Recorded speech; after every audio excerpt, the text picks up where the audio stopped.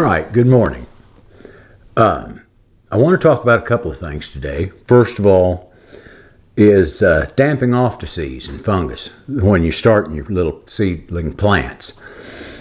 And, you know, I see a lot about that. I see people suggest that you use cinnamon, that's an anti-fungal thing, neem oil. You know, and all these things are good. And I think the best suggestions when you first wet your seedling mix, you know, because it comes in the bag dry usually, boiling water. So that it kind of kills things that are in it that might be there. But barring that, there's another thing you can do that's cheaper and it's easier. It doesn't take much. Just allow for ventilation around those pots. You see, this is pre-filled, you know, seedling cell in the tray, you know, and it came pre-filled with soil. And I'll probably use it when I probably put marigolds in it. But if you notice, there's no place here for air to get in and around the bottom of those pots. So you water from the bottom, or even if you water from the top, it doesn't matter. And you're not overwatering it, but it stays wet down in there all the time. It stays damp. Well, gee, if you've got this on a mat for heat, you've just created a beautiful way for fungus to perfect environment for them. So if you use these, fine. Use them without the tray. Use them with a tray that allows ventilation. Or take a couple out so that there's room in there for air. Now I like these better.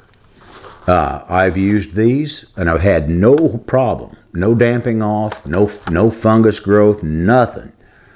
You know, and I just keep them out in the greenhouse. I just, you know, water from the top or bottom, doesn't matter. But you see, they allow things to dry out and the top of your soil a little bit. You don't need it wet all the time, folks. You know, once that seed is soaked up so that he can start doing his thing, you can let it be slightly dry, just a little bit dry on top.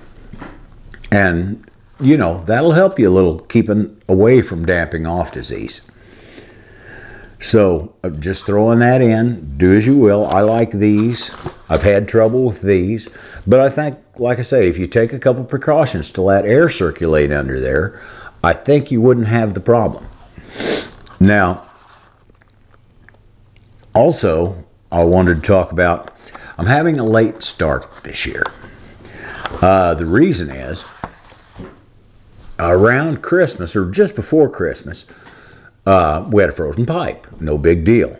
We got the guy down to look at the pipe. He went under there and said, oh man. He come back out and said, folks, you've got problems.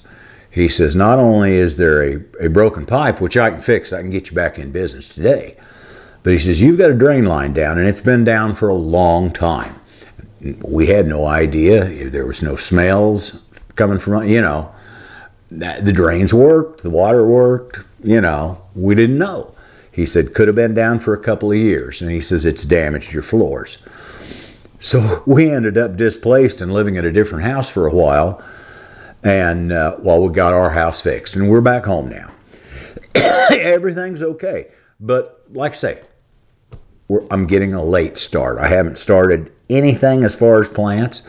But you know what? The way I look at it, I think I'm just in time. In my part of the world, we do about mid-March for potatoes and onions and things like cool weather crops. We do your radishes and lettuces and all that stuff. The broccolis and kales and all that can all go in mid-March. Well, we're just now there. And I've got seed potatoes. I'm going to get them in probably next weekend. But as far as the rest of the stuff that I'm going to start in pots, I'm just about in just perfect timing for tomatoes, just because you don't want them to get too long. You don't want to, you just want 6 to 8 weeks. That's all you need. So if I start them here in the next week, then, you know, in 6 weeks, it's the 1st of May. That's when we're going to want to plant them out, and they'll be just perfect. The same way with, you know, say I start green beans in the greenhouse because of the mulch. I plant a thick mulch, and so I want to start them separately, let them get big enough to get their heads poked out of the mulch, and then I transplant them into the garden.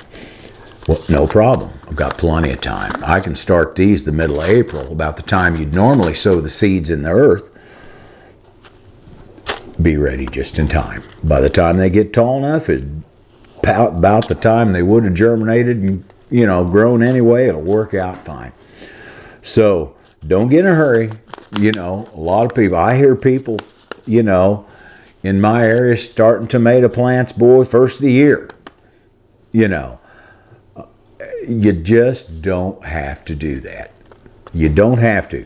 Tomatoes aren't going, it's not going to give them that big a head start. And to be honest with you, they don't do a whole lot until it gets really nice and warm and the soil's warm and they just grow like weed all of a sudden. So it doesn't matter if your tomato plants are a little smaller and you started them a little later. Once those right conditions hit out in the garden, they're going to go. So anyway, I'm kind of excited today. I've done a little bit of shopping. I bought few more seeds. Got me some more starts of rhubarb, so I can try that again this year. I appreciate it. I thank you. I hope there's something that we talked about that helped a little bit.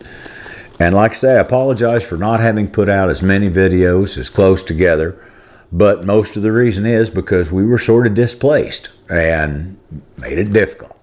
Okay, thank you much.